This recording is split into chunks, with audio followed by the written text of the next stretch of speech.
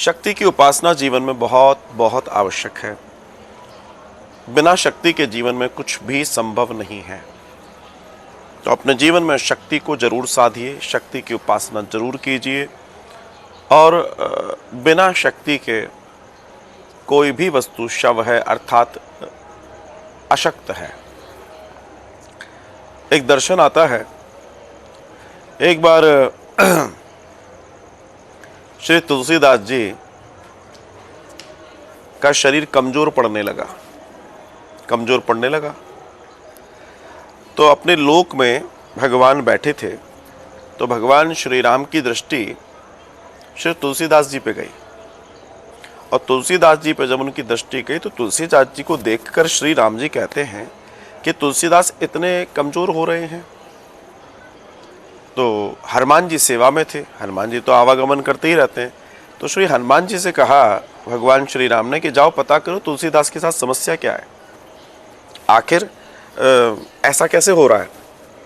तो श्री तुलसीदास जी के पास भगवान श्री हनुमान जी आए और हनुमान जी ने उनसे प्रश्न किया कि आप इतने दुबले कैसे हो रहे हैं, आपका शरीर घट कैसे रहा है। तुलसीदास जी ने कहा मुझे भी समझ में नहीं आता, मैं तो अपना नित्य जो मेरे कर्म है वो कर रहा हूँ और उन कर्मों को करके मैं अपना आनंद ले रहा हूँ। तो हनुमान जी ने पूछा आपकी क्रियाएं कैसी हैं, सुबह से लेकर रात तक का दिनचर्या कैसी है, सारा कुछ बताया। और सब कुछ बताने के बाद फिर बोला और भजन कैसे कर रहे हैं, बोला भजन भी मैं नित्य कर रहा हूँ, मैं सुबह से लेकर रात तक राम राम राम राम राम राम राम राम राम राम राम करने में लगा हूँ और मुझे कोई समस्या नहीं है। मुझे हनुमान जी ने तुरंत पकड़ ली बात को, बोला समस्या आपको नहीं है मगर समस्या तो है, समस्या भारी है। जो भी भक्त भजन करता है उसका शरीर पुष्ट होता है। आप नोटिस कीजिएगा साधु संतों को, उनका जितना भजन होगा उतना शरीर उनका बली होगा, शरीर पुष्ट होता है, तंदुरुस्त होता है। तो हनुमान जी ने कहा बस पकड़ में आ गई, आपकी समस्या क्या है। तो श्री तुलसीदास बाबा कहते हैं कि भैया क्या पकड़ में आया हनुमान जी आपके।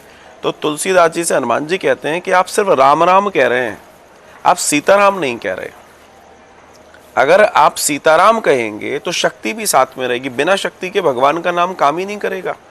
और अगर शक्ति नहीं है जीवन में तो कुछ काम हो भी नहीं सकता। तुलसीदास जी ने भी कान पकड़े, बोला ये बात तो आपने सही कही कि बिना शक्ति के तो भगवान का नाम लिया ही नहीं जाता। जैसे हम सीताराम राधे श्याम है ना, उमा गौरी पति बोलते हैं। तो जब श्री हनुमान जी ने बोला कि आपको जो बोलना है वो सीताराम बोलना, हनुमान जी की बात मान ली। श्री तुलसीदास जी ने बड़े प्रेम से अपना भजन बढ़ा दिया, सीताराम सीताराम सीताराम सीताराम। कुछ समय के बाद हनुमान जी का दोबारा दर्शन हुआ और हनुमान जी ने देखा कि श्री तुलसीदास जी बढ़िया छक तंदुरुस्त लाल बढ़िया आनंद से भरे पड़े हैं और भजन की तासीर होती है, भजन ऊर्जा देता है, तप ऊर्जा देता है। तो श्री हनुमान जी भी प्रसन्न हुए सीताराम जी का नाम इतने सुंदर सुन के, और श्री तुलसीदास जी को देखकर तो बड़ा आनंद आ गया। तो हम और आपको भी अपने जीवन में शक्ति का सानिध्य चाहिए। शक्ति का सानिध्य जीवन में परम आवश्यक है। तो अपने आपको अपनी स्थितियों को आनंद से कीजिए, माँ कात्यायनी की सेवा कीजिए। माँ कात्यायनी प्रभु से मिलाने वाली हैं। माँ कात्यायनी गोपियाँ माँ कात्यायनी के पास ही गई थीं कि हमें गोविंद मिल जाएं, हमें कृष्ण मिल जाएं। तो उस स्थिति को अपने जीवन में मिलाने के लिए आज हमको माँ कात्यायनी का पूजन और उनसे प्रार्थना और उनके सामने बैठ के साधना करनी है और अपने आप को मजबूती प्रदान करवानी है। ये ध्यान रखने वाली बात है।